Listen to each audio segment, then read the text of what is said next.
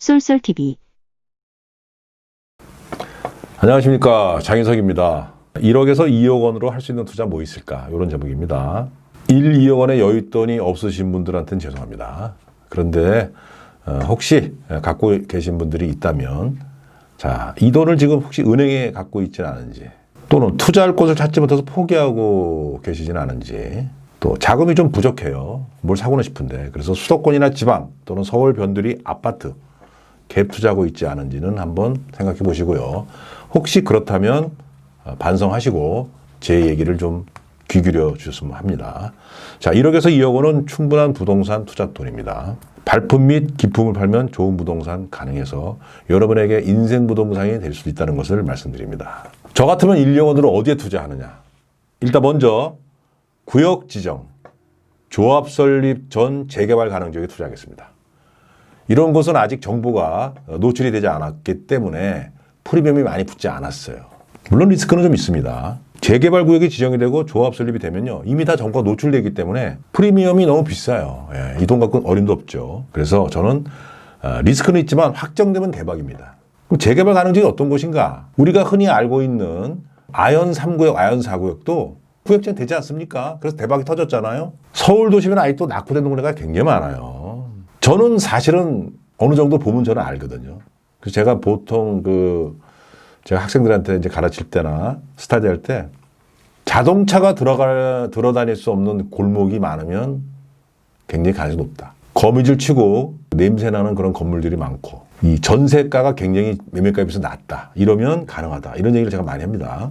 자, 그런데 재개발이라도 용산이나 영등포 같은 데는 같은 재개발이 가능한 지역이라도요, 재개발이 혹시 늦어지거나 혹시 안 될 수도 있잖아요. 그런데 여기는 다른 개발 호재가 있어요. 그래서 꾸준히 집가가 상승합니다. 그리고 서울의 땅값이 비싼 곳에 낡은 건물이 많은 그런 동네는, 그런 데는 그냥 내버려 두지 않습니다. 어떤 식으로든지 도시재생이 이루어지기 때문에 꼭 재개발이 아니더라도 얼마든지 여러분들이 개발이익을 챙길 수가 있어요. 도시 및 주거환경정비법상 주택정비형 재개발, 우리가 보통 말하는 주택재개발이 현재까지 진행되어 왔는데, 이것이 이제 투기 수요가 몰리고 또 젠트리피케이션이 사회 문제가 되니까, 그래서 앞으로는 가로주택 정비 사업, 역세권 시프트 재개발 사업을 후원하겠다 그랬죠. 그래서 여기에 관심을 가질 필요가 있다, 이렇게 말씀드립니다. 자, 그 다음에, 자, 부동산 투자는 역시 현금 흐름이 최고라고 제가 말씀을 드리지 않습니까? 그래서 월세 나오는 수익형 부동산을 사서 은행 이자보다는 많이 나오게 하면 돼요. 그 1, 2억 갖고 은행에 넣어봐야 뭐 이자 얼마 됩니까? 거의 안 나오잖아요. 자, 여러분들, 초등학생에게 만약에 한 돈 1,000만 원 줘보세요. 너 이 돈 갖고 뭐 할래? 그러면 걔네들 거의 다 은행 간다 그러잖아요. 은행이 이자가 얼마 안 되지만 안전하기 때문에 초등학생들도 그런 거죠. 실력이 없으니까. 재테크는 실력이거든요. 여러분들이 초등학생 수준의 그런 하수 실력이라면 은행에 가는 거겠고요. 조금이라도 그래도 내가 좀 재테크를 좀 한다 그러면 이런 수익형 부동산을 관심을 갖는 거죠. 자, 4, 5정 5, 6도 세대예요. 45세가 정년, 50세, 60세 회사 다니면 도둑놈이라는 세대 아닙니까? 또 100세 시대 아니에요. 그럼 뭐 나이 먹어가지고 은퇴하면 뭐 연금 뭐 많이 나와요? 또 연금도 없는 사람 어떻게 해요? 그렇다고 언제까지 일할 수 있어요? 제 월급 통장이 되는 거죠. 자, 제가 항상 주장하는 수익형 부동산 살 때는 현재 수익률보다 미래 수익률을 따져라. 그래서 임대료가 상승하는, 즉 유동인구가 늘어나는 곳, 지하철이 없는데 생기는 곳, 지하철 역세권이 하나인데 더블 역세권이 되는 곳, 용산처럼 민족공원이나 국제 업무지구가 들어서서 개발이 대규모로 이루어지는 곳, 이런 것을 항상 제가 염두에 두라 그랬죠. 레버리지 효과, 즉 대출받아서 월세 부동산 사는 것을 극대화해야 돼요. 대출받는 걸 겁을 내면 안 됩니다. 대출받지 않고 자기 돈 갖고만 살라 그러면 부동산 투자 못합니다. 여러분들 항상 강조하지만, 여러분들이 부모님한테 빚은 나쁜 거라고 배웠어도요, 그 잊어버리시고요. 좋은 빚, 은행 이자보다 월세가 많이 나오는 것은 빌려도 됩니다. 자, 지금 저금리 시대예요. 나라 사정이 안 좋아서 경제를 진작시키려고 금리를 낮춰서 싼 이자로 돈을 빌려줘가지고 그것을 가지고 경제에 투자해서 경제를 부흥시키는 겁니다. 저금리 시대. 그 저금리 시대의 목표는 뭐냐면 은행에다 돈 집어넣지 말라는 거예요. 나라에서. 저리로 해서 대출을 해서 빌려줄 테니까 그 돈을 갖고 사업해서 경제를 일으켜달라는 겁니다. 그래서 저금리 시대에서는 부동산이 투자가 많이 일어나기 때문에 부동산 가격이 상승하는 거예요. 그러다 보니까 어떻게 됐어요, 지금? 부동산 가격이 너무 상승하니까 정부에서 저금리 시대인데도 불구하고 대출을 억제하잖아요. 그러니까 좀 늦은 감이 있었죠. 그 전에 한 1년 전이나 2년 전만 했어도 얼마든지 싼 이자로 대출 받아가지고 투자할 수 있었는데, 자, 부동산은 계속 순환이 되는 겁니다. 그래서 부동산 시장이 호황이면요, 언젠간 또 불황이 되는 거예요. 또 부동산 불황이 또 오래되면 또 호황이 되고 하는 거니까 그런 사이클을 잘 이해하시고 항상 앞으로 대출 받아서 물건을 투자하는 것을 염두에 두시기 바랍니다. 또 갭 투자도 고려 대상이에요. 돈이 얼마 없기 때문에. 자, 갭 투자라는 게 뭐예요? 매매가와 전세가의 차익을 이용한 투자죠. 야, 예를 들어서 만약에 매매가가 4억이야. 근데 전세가 3억이야. 그럼 1억만 있으면 살 수 있잖아요. 또 요즘처럼 대출 규제가 심한 곳에서는 대출 안 받고 살 수 있기 때문에 상당히 유력한 투자죠. 그런데 이제 사회적으로 왜 문제가 되냐면 갭 투자인 경우에는 필요 충분 조건이 있어요.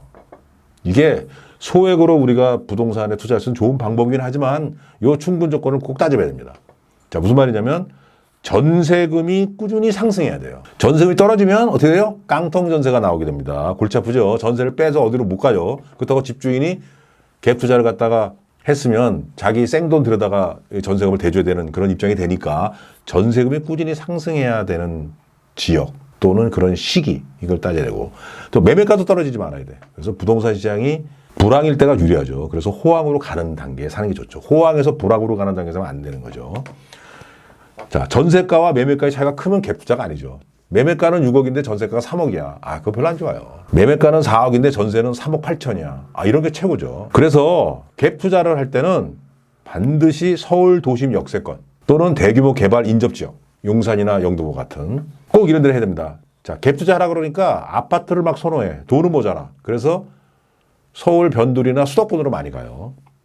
자, 그런데 갭 투자했다가 잘못하다가 부동산 시장이 불황으로 꺾이게 되면 전세금도 떨어지고 매매가도 떨어져서 깡통 전세 발생하고 정말 골치 아플 수 있어요. 어떤 곳에 갭 투자했던 사람은 깡통 전세가 발생되니까 도망갔다 그러잖아요. 예, 그래가지고 난리가 났죠, 한번. 예, 그래서 절대 갭 투자는 서울 도심으로 들어와야 됩니다. 자, 서울 도심 역세권이나 대규모 개발 인접 지역에라도 신축 빌라 공급이 많은 곳을 피해야 돼요. 여기 집장사들이 우리나라 부동산 선수 중에 선수가 집장사입니다. 또는 그 부동산 매입을 전문적으로 하는 사람들도 많고, 이런 사람들이 해가지고 많은 차익을 얻는 게 신축 빌라 공급인데, 신축 빌라가 이제 공급되는 데가 굉장히 아무래도 집가가 상승이 많이 되는 곳에 이제 이 사람들이 하죠. 돈을 벌기 위해서. 근데 너무 많아, 신축 빌라가. 아, 그러면 내가 사서 계속 새 거가 들어오니까 내게 좀 안 좋게 되니까 신축 빌라 공급이 너무 많은 곳은 피해야 됩니다. 예. 그리고 또 공급이 많으면 아무래도 수요에 비해서 공급이 많아서 어떻게 돼요? 집값이 아무래도 정체가 되겠죠. 예. 갭 투자는 지금도 서울에 3천만 원부터 가능한 곳이 있어요. 그 부동산 투자의 핵심은 물건 찾기라고 제가 항상 말씀드리잖아요. 뭐 부동산 많이 알고 이론을 많이 하면 뭐래요? 물건 찾는 게 최고죠. 그런데 3천만 원짜리가 있다는 것도 여러분들이 모르잖아요. 그죠? 근데 여러분들이 지금 현재 모르는 상태에서 물건 찾으러 산만리.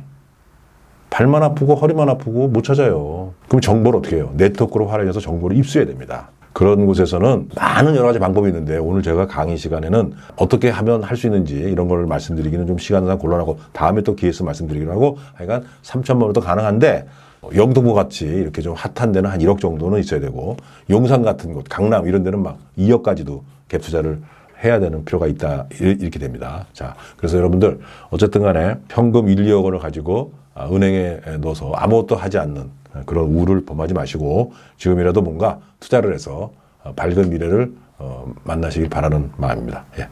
감사합니다.